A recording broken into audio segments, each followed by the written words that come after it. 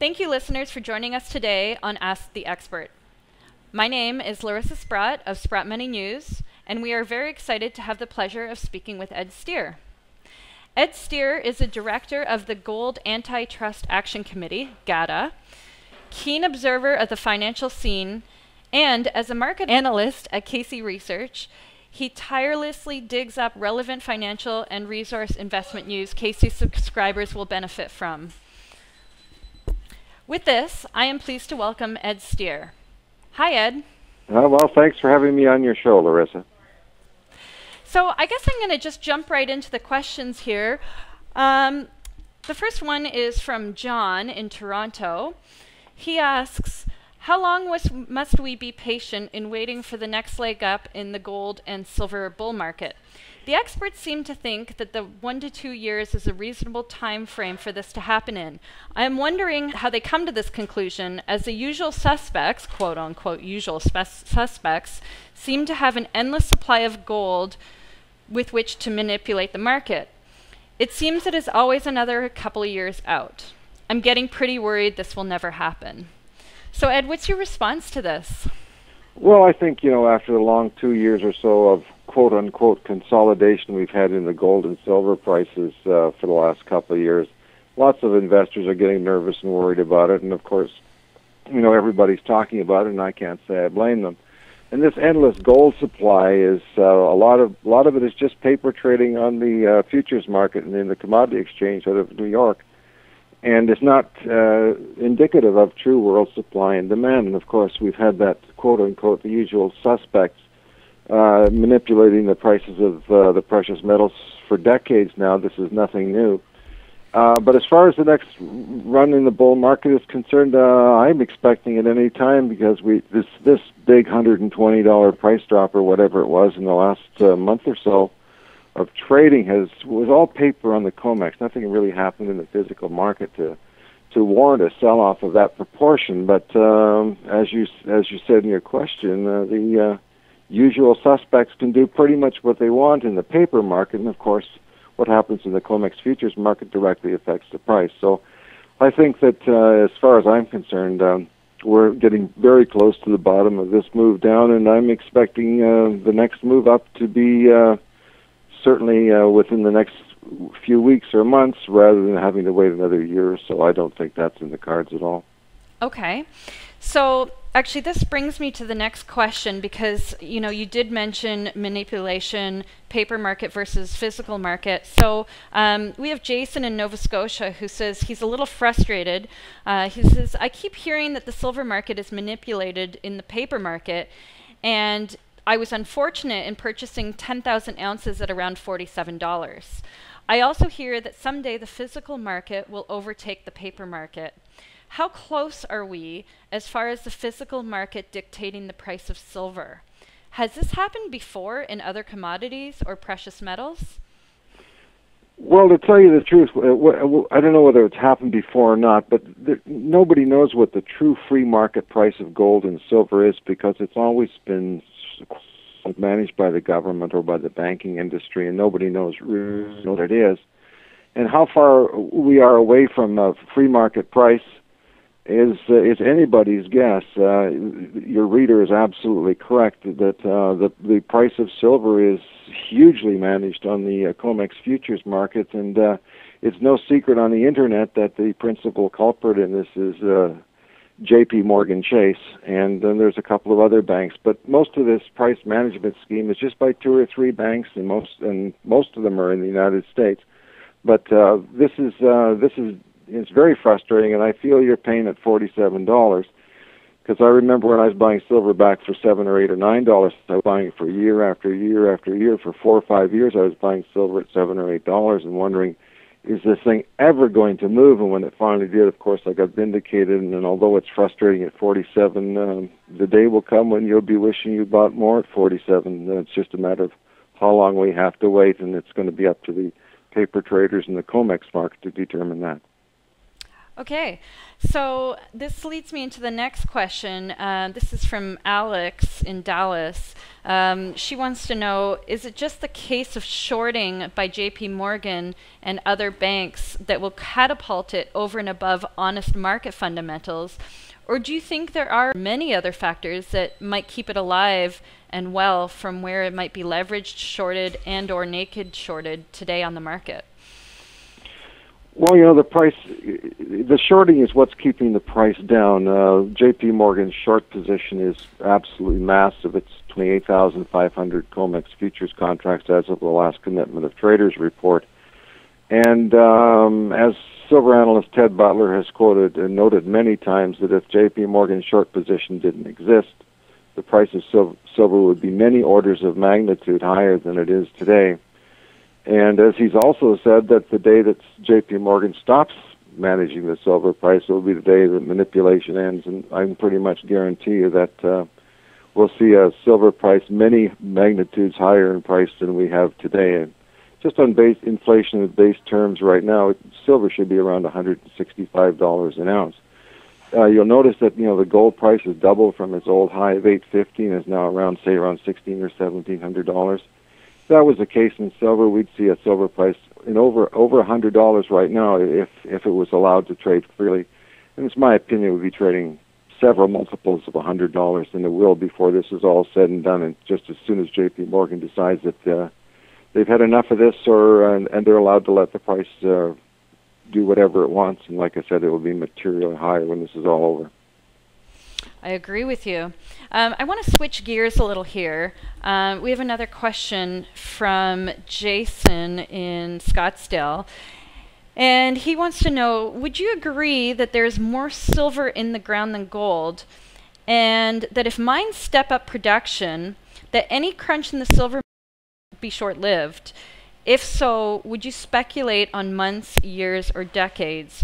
Should the price of silver go parabolically towards the moon sometime in the near future? Well, nobody really knows how much gold and silver is left in the ground. I know the United States Geological Service has their predictions about how much there is left in years' worth of mining production. But, I wouldn't put a lot of faith in that, because nobody's going and poking holes in the grounds all over China or Russia or Mongolia or Afghanistan or places that have never really been explored for their mineral potential. So to say that there's more silver or gold in the ground is really, pure speculation on my part, and I'm not going to add to that by saying that it's one way or the other. And as far as more production goes, the world is absorbing just about all the silver and gold production that's coming out of the ground now. And the investment demand is huge for both metals. And as far as I'm concerned, they can, at this rate of production, they're going to continue to have problems keeping a lid on the price because demand equals supply, and it's all disappearing, and it's going to take an awful big increase in supply before we see it affect the price of the metal materially. And most of the problems right now about the price itself are the short position on the COMEX futures market. And like I said, when that ends, the price manipulation will be over, and I don't care how much silver and gold will be coming out of the ground. The price will be materially higher regardless. Can you give me an idea of what materially higher might be? A very large 5-digit silver gold price and a reasonably large 3-digit silver price. And I would suspect that when this manipulation does end, that it will end suddenly rather than over a long period of time. Okay. So what is your position regarding investing in silver versus gold? Do you have any recommendations there? Well, yeah, I work at a retail bullion store during the daytime. When somebody walks in the door and says they got, say, $10,000 to invest, what do I recommend? Well, to tell your readers and listeners, I'm 100% invested in the precious metals, which I don't recommend to anybody. Mm-hmm. And I'm probably about, say, 75% silver and 25% gold, which I also don't recommend to anybody else. And I just tell an investor, you should, if you're going to invest $10,000, I put it half and half. And I think that's being more than reasonable. Some people say, well, I was hoping you were going to tell me buy more silver than gold. But that's a personal thing, very personal thing. And if you're just sort of new at it and you don't know anything about it, then it's 50-50. But if you have a bent towards silver because you've been reading about it on the internet, then if you feel comfortable going higher, you should do that. But on a personal basis, if I was advising somebody how much of their net worth to put in the precious metals, I'd say no more than 25%. Okay, great. You actually just answered my next question. That's fantastic. So I know we've been talking a lot about manipulation and paper markets versus physical markets. And based on everything that you have talked about so far, realistically, what would your price target be for gold and silver in 2013? The word manipulation, I don't like the word at all. I just wanted, before I give you some sort of price prediction, I like the word price management is more appropriate because, the banks really don't want the price of silver and gold to go material higher, because once it starts to go materially higher, then people will realize that the paper game is a scam. And they're going to go running to it in leaps and bounds, and that's their biggest fear. But as far as how high the price is going to go, you tell me what J.P. Morgan is doing at the end of this year vis-a-vis their activities in the gold market, the silver market, on the futures market. And I'll tell you what the prices are going to be. If they're still there actively involved in the market, I would say we're certainly not going to be going much above $1,900 in gold and above $50 in silver. But if they decide that it's time to step back and let the prices run, well, the sky's pretty much the limit. And like I said before, I think it will come suddenly rather than over a long period of time. What do you think it's going to take for JP Morgan and other banks like this to get out of this short position? What fundamentals are going to be there for them to say, hey, you know what, we're going to stop doing this now?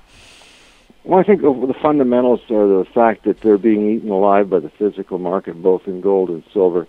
And the day will come sooner rather than later, in my opinion, that they're going to just say, okay, fine, we're just not going to do this anymore. We need a materially higher price to kill the demand in both metals. And when the banks and whoever may be telling them to control the metals decide that that day will come, then that day will show up. But it's a very interesting time we live in, and sooner or later this price management scheme will come to an end. Perfect. Okay. Okay, so let's talk about central bank purchases. Canada is the only member of the group of 20 that holds no gold in its foreign exchange reserves, whereas several other members like the United States, Germany, and France hold about 75% of their foreign exchange reserves in gold bullion. Is there a readily available explanation of this apparently official Canadian government policy? And what are your views on this matter? Well, that's a real issue with me. I wrote a story about it on the internet about 10 years ago about what happened to Canada's gold under the Brian Mulroney era, and it's just too long and complicated to go into on this show. But what I can say is that, all questions like that as to how much gold Canada should be directed to the Department of Finance in Ottawa, because they're the ones that ultimately determine whether or not Canada will have gold reserves, and if so, how much. And as far as I'm concerned, Canada should be rebuilding its gold reserves, and it should have been doing it for years, and it's not doing that. I read an op-ed piece in the National Post, I think it was about 3 weeks ago, that Conrad Black wrote, telling the Canadian government they should be doing exactly the same thing. So there's lots of people, from the great to the not so great, that figure that Canada should be taking some of their paper currencies and putting it into the gold market, or into buying gold to back Canada's dollar, or to have some sort of reserves and hard assets. But the Canadian government, for whatever reason, is not listening, and it's really a shame, because at one time Canada had 640 tons of the stuff in stock before Brian Mulroney decided to sell it off back in the 80s. Yeah. Would you say that the net central bank purchases throughout the world are a self-fulfilling prophecy in terms of an emerging gold standard? Well, gold has basically become a de facto currency or de facto money. It's always been money. Silver's always been money. Gold's always been money. And the fact that the central banks, especially some of the smaller central banks, like Mexico and Afghanistan and all these smaller countries that are sort of beyond the Western sphere of influence, the central banking, they're buying this stuff up, and for very good reason. If I was a central bank in some small country, whether it be Argentina or Chile or Peru or whatever, I'd be taking my foreign reserves and I'd be plowing it into the precious metals and keeping it in my bank in my home country where I keep an eye on it. And this little trickle has become a flood over the last 5 years, and I think that as time goes by, you're going to see more and more of it. And I see there was a story about Mexico's bank requiring that they come up with some sort of official proof that they actually own this gold that they bought a couple of years back, and that's also getting very interesting. Mm-hmm. Yeah, I wanted to talk a little bit about the price of gold in the last few days. Just in the last day, we saw gold rise 2%, and the experts are saying, this is in response to the Fed curbing quantitative easing. Can you comment on this? Well, I think the 2% rise, people are saying that Ben Bernanke opened his mouth yesterday and said something to the fact that no, we're not going to be curbing quantitative easing, and we're going to continue printing money, and this was a short covering rally in reaction to that. And I wouldn't bet the ranch on it. It looks like it might have been in gold, but it's hard to say in silver, and everybody's just speculating on whether that was the case or not. But whatever it was, it drove the price up very quickly. But I'm just looking at the charts right now here on Wednesday around lunchtime, Edmonton time. And the gold and silver prices are back below where they were 48 hours ago. So whatever gains we had on Tuesday have all been given back as of today. Right. Yeah, it's been a bit of a roller coaster in the market these days. Can we talk about the U.S. Mint sales of Silver Eagles? This is they're hitting new highs.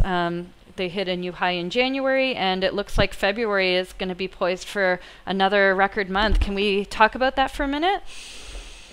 Absolutely, and this is one thing, of course, that I watch. I watch on a daily basis and report in my column on a Casey Research on a daily basis what's going on at the U.S. Mint, because they report their silver and gold eagle sales on a daily basis. And as of yesterday's production, they were up to 3.36 million silver eagles produced for the month of February. Considering the fact there's only 28 days in it, that's an amazing number. So I can tell you right now that the mint in the U.S. is going flat out in production of silver eagles at the moment. And of course, gold eagles are no slouch either. But it's what people are discovering is that silver's in short supply, and the Americans have been buying these things with both hands, and good on them. Yeah, we're certainly seeing that here too in Canada. And last but not least, let me see. I just wanted to ask if you could talk to our readers about any upcoming speaking engagements or conferences you have. I know Gata goes on the road quite a bit and travels around and does speak at many conferences. What's your upcoming plans for the next few months? Do you guys have any conferences you'll be speaking at? Yes. If you go to the GATA website, that's at gata.org, the gata.org website. Anything that's upcoming as far as conferences that Bill or Chris or myself will be speaking at is normally posted there in due course. I know that Chris will be speaking on CNBC Far East sometime in May. He's going to a conference out there in May, and he's going to be speaking at that. And he was also just at a conference out in Phoenix. And then Bill, Chris, and myself will be at the Cambridge House Resource Conference in Vancouver in June, and we'll both be all three of us will be speaking there. So if they want to keep up with what's going on, they can just go to our website and check it out there. Fantastic. Well, thanks for taking the time today to speak with me. And I think we've all learned a little bit more about silver and gold and price management, and it was really intriguing and interesting. Thank you so much. Well, thanks so much for having me on, Marissa.